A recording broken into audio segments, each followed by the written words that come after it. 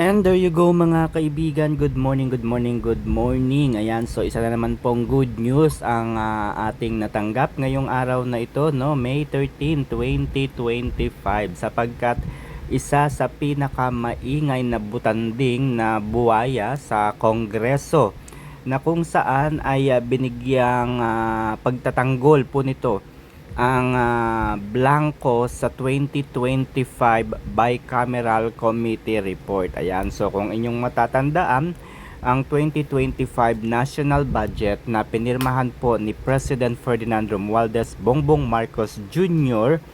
Noong December 30, 2024 ay kasalukuyang nasa Korte Suprema at pinag-uusapan at iniimbestigahan po doon.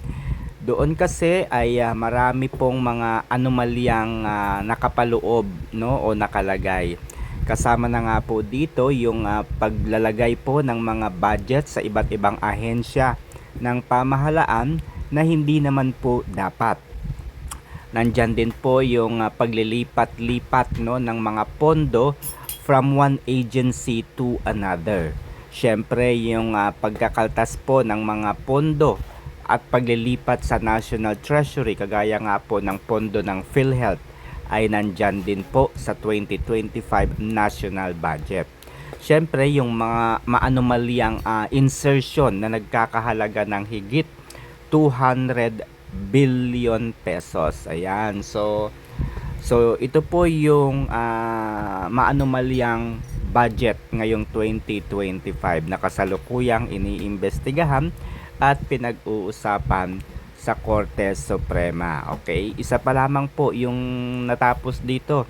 Ipinasasauli na po ng Korte Suprema ang budget po ng PhilHealth na inilagay sa National Treasury. Okay, so kung inyong matatandaan, noong early 2025 ay napansin po ni Congressman Isidro Ungab na marami pong mga blanco sa 2025 Bicameral Committee Report. So agad niya po itong isiniwalat at sinabi, no, kay dating Pangulong Rodrigo Roa Duterte, Attorney Vic Rodriguez at Attorney Martin Delgra. So agad po nilang pinag-usapan ang legalidad, no, kung valid ba ito, nasa batas ba ito, makatarungan ba ang mga blankong ito, o isa itong malaking pandaraya, isa itong malaking pandarambong o malversation of funds, sapagkat may mga budget pong inilagay kagaya nga po sa DPWH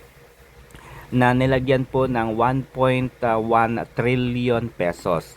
Pero merong ilang mga kongresista, no, na mayroong proyekto sa DPWH, no. Andyan po yung isang kongresista na kung saan ay mayroong makukuhang sabihin nating payment para sa kanilang construction business amounting to 2 billion pesos. Imagine nyo po, 2 billion pesos, no? So, yan lamang po ay ilan lamang sa mga problema sa 2025 national budget na ipinagtanggol ni second district congresswoman of Taguig, no, na si Pami Zamora. Okay, so ang paliwanag po ni Pami Zamora, para lamang daw yan school work na kung saan ay syempre noong kasalukuyang pinagagawa ng guro, no, yung kanyang mga estudyante ng activities nila, may mga blanco, pero noong isinabmit na daw ito ng estudyante, meron ng laman, meron ng sagot. So yan po yung paliwanag, no. Kung kayo po ay nag-agree dito, ayan, so tandaan nyo na lamang kung legal ba na mayroong blanco sa Bicameral Committee Report. Tama ba yun? Nasa Constitution ba yun? Anyway, ang kasagutan po ay malalaman natin kapag nagdesisyon na po ang Korte Suprema.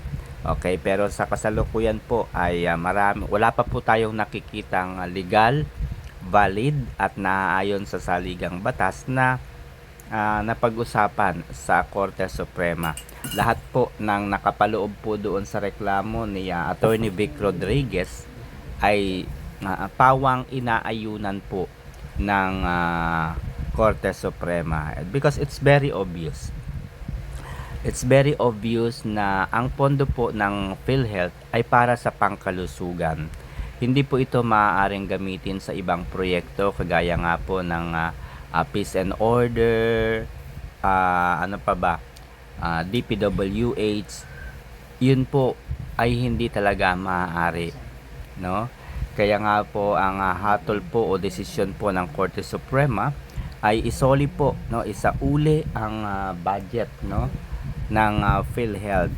Okay? Dahil ito po ay para sa pangkalusugan. Okay? So panoorin natin ang naging statement o pahayag nga po ni Congresswoman Pami Zamora. Well, anyway, congratulations Pami Zamora, you are out. Ayan, sa mga kababayan natin dyan sa Taguig. Ayan, magising na po kayo. Huwag na po ninyong bigyan ng pagkakataong maluklok pa at makabalik sa gobyerno ang isang katulad ni Pami Zamora na isang butanding. Okay, isang butanding na napakaingay pero wala pong laman ang utak. Okay? So there you go. Para lang yan, gumawa ka ng schoolwork. Pagka inuumpisahan mo yan, nagiiwan ka pa ng blanco, pero pagdating mo na, pag sinubmit mo na yan sa teacher, syempre, wala kang sinusumiting may kahit anong blanco. Seryoso kayo? Sinong mga taga-Taguig dito? Ito ba yung representative ninyo? Ito yung binoto ninyo? Sure kayo dyan? Is this the kind of representative na niluklok sa Kongreso to enact, to pass, to create laws of the land representing Taguig? Ganito na ba yung kalidad ng mga congressman natin?